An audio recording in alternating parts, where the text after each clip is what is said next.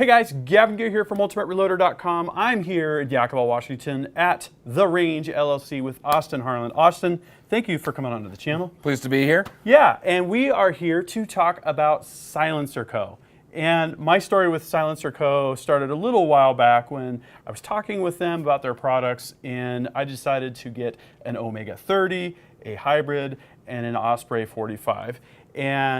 But that's just kind of the tip of the iceberg, right? It really is. SilencerCo has kind of all sorts of products. So tell us about kind of their high-level product portfolio, and then maybe we'll drill in on some of the products. So SilencerCo, they really offer a wide range of suppressors and accessories and everything. They cover all the bases, whether you're talking rimfire, pistol, long-range stuff, hunting. I mean, they do a really, really nice job with their products. And what I like about SilencerCo, and kind of one of the things that they're known for, is the robustness of their products, right? Absolutely. Omega 30, 300 Win Mag rated, full auto rated. And so if you need something that's going to really stand up to the rigors of some really heavy duty action, SilencerCo is a pretty good fit for that.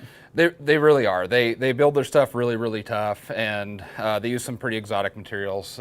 Stainless is one of the ones that's not exotic, but the Inconel and the Stellite, it's super, super hard, super, super tough, and you can just beat them up and they don't care. And so there's cans. People know SilencerCo for cans, but there's also muzzle loaders and handguns. Absolutely.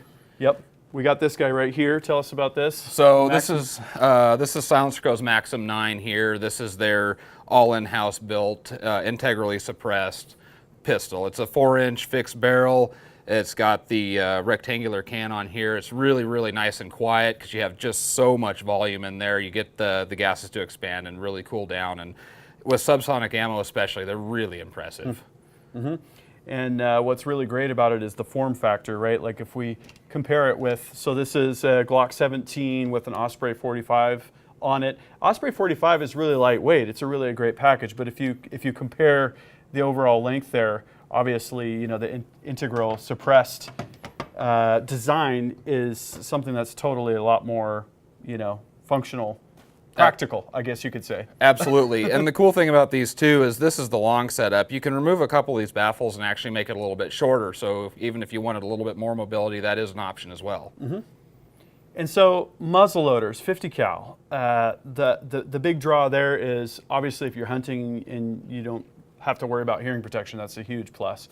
But also with the can welded onto a muzzle loader, it's not an NFA paperwork item, is that correct? Correct. In most states, you can actually have that shipped directly to your house. That's really nice. Yeah, really cool. Yep. So let's talk about the lineup of suppressors. So I've got the Osprey 45, which is a 45 cal can. And with this, what I like a couple things about this. First is you can easily index the can with the sort of quick release lever. But then also it's got the piston system. So I've got a couple pistons here. This is Glock 17, so it's the 9mm threading. Correct. And then you can, within about a couple minutes or so, swap that over for what would be typical on like a 1911, a 45 cal threading. So you can make one can investment. You can use it on multiple handguns. It's really easy to swap stuff between. And then of course you've got the profile, right? It's low slung to get out of the way of the sights. It's kind of slab sighted, so you could conceivably think up a holster even for something like that. Yeah, and the one cool thing about the Osprey is with that offset style that they used, you don't have to use the raised suppressor slits like you do with a round can. So it's pretty handy, and it matches the contour of the gun, so it looks cool too. And you know that's 90% of it. Yep. We were shooting some Hush ammunition, the 165 grain subsonic 9, with the Glock 17, and you know, compared to 45, there's less muzzle blast, and then when you go subsonic, I mean, talk about a fun combo. I think you tried it out too, didn't you? Absolutely. I actually went and shot it. First time I shot with an optics, pretty cool. But I mean, it's comfortable to shoot indoors with the subsonic ammo. It's pretty impressive. Yep. Okay, so you were mentioning round cans. That brings us to the hybrid. So the hybrid, this is 46 cal, if I'm not mistaken. Absolutely. Yep. And here you've got either a direct thread mount on the muzzle end or piston. Correct. So this is 5/8 by 24 because this is a 300 blackout AR-15. I could use this on any of my 5/8 24, and I tend to thread 5/8 24 even on a 22 cal barrel if I have enough meat on there, because Why not? it's my standard mount. But then you could also use a step up and use 5/8 by 24 if you have a half 28 threaded barrel, like on a standard AR-15. And then you can replace the caps as well, is that right? Correct. Yeah, there's several different size caps. So you can do the 46 cal. So if you're running 458 SOCOM, you're running 4570 government, stuff like that. They do 30 cals, 338 cals, 9. So I mean, it's a super adaptable can. I mean, it's kind of a do-all. It's a jack of all trades, master of nothing, but it does work well on everything. Yeah, I like the idea that whether it be a handgun or a rifle, you know, I can take this. And how much do the pistons cost approximately? Pistons are usually around $70 for the pistol setup. Yep. So if you have another threading for another caliber of pistol, get the piston. You know, for me, since I have both the Osprey 45 and the hybrid, I can use them on both. So I guess that's, you know, kind of all the more options.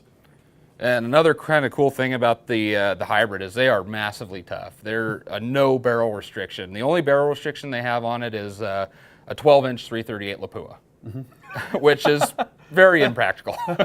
Well, so I'm excited. I'm going to transition to the last can that I have in my lineup. Unfortunately, these are still in jail, so I have to come down here to shoot with them and whatnot. But so this is the Omega 30, and this is 300 Win Mag rated. Correct. And I'm hoping this year to build a 300 PRC. And so I'm hoping that will work with this. It's got the brake, and you know, when you're up in that 300 Win Mag class of rifle, it's abusive. It is, and the anchor brake is actually quite effective. Yeah, and a suppressor in general will really smooth out that recoil impulse quite a bit, I've found. It does. It does help. It's not quite as effective as a naked muzzle brake, but it definitely does help over a bare muzzle. And you know, whether it be for hunting or just keeping the noise level down, it's definitely really a game changer. So you know, it opens up a whole host of new doors. Now tell me about this can here. So the Omega is probably, well, it is our most popular can by far. We sell probably 10 Omegas to almost one of everything else. They're nice and lightweight, they're compact, they suppress really well. They're adaptable for any centerfire rifle, up to 300 Win Mag down to 223 or 22-250. They're machine gun rated, they're made out of stainless steel is the cover, stellite for baffles, so you just can't hurt them, and they work very well. So that's this guy. Is this the Saker here? This is the Saker. Okay. This is the older style one with the Mad Mount. Currently, they don't do that one anymore. The baffle system is still the same on the Sakers, but they went to the newer ASR style mount, which is the thread on the brake and then with the lock ring. Gotcha. So this is not the full lineup of SilencerCo products, but it does represent a good kind of cross section of what they offer. And you know, as a dealer, you're a dealer, and if you're in Washington State, you should come see Austin because he runs a great shop here. What kind of longevity and what kind of customer satisfaction have you seen from SilencerCo? Are people bringing these things back? You know, are they falling apart? Are they blowing up? What kind of customer response have you seen? So we have had a couple come back. Nothing from SilencerCo that they did wrong. Mostly improper mounting for people that are newer to suppressors. Baffle strikes or something? Baffle strikes, not having it all the way on the muzzle brake and launching it downrange and dinging up the covers and all that stuff. But SilencerCo has been phenomenal with their customer service, and I don't hesitate saying probably the best in the entire gun industry. We've sent a few GANs back to them, and complete turnaround from leaving our door, hitting them, and then back to our door is typically about 2 weeks. Wow. And I mean, it's a brand new can when it comes Compared back. to a tax stamp, that's nothing. Correct. That's a drop in the bucket.